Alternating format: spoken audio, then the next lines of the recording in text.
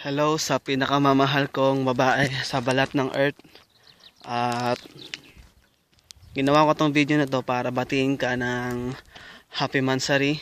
At nagpapasalamat ako sa Panginoon dahil ikaw bilang asawa ko naging makulay, naging masaya ang buhay ko nung dumating ka sa akin.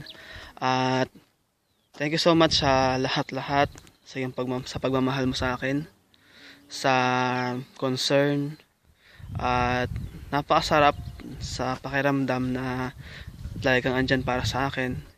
Even though magkalayo tayo, kahit na magkalayo tayo ng distansya, pero sa puso natin, alam natin na magkasama tayo. At gusto ko malaman mo na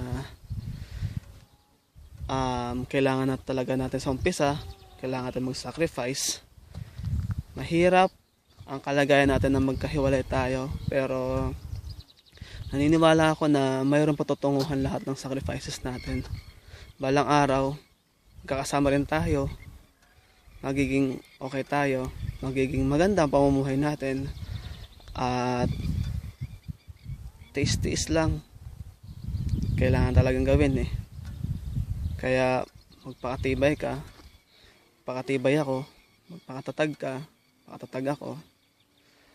Focus tayo sa goals natin, kamot may, kung ano man ang plano ng Panginoon para sa atin, basta't kapit lang. At mula noon hanggang ngayon, wala akong pinagsisisihan sa lahat ng mga desisyon ko.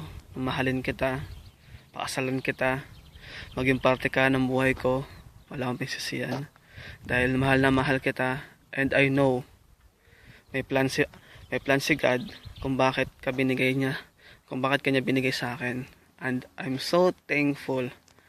Love na love kita, Marian de Mesa Tunggaran. Ma, I love you so much. Happy Mansari.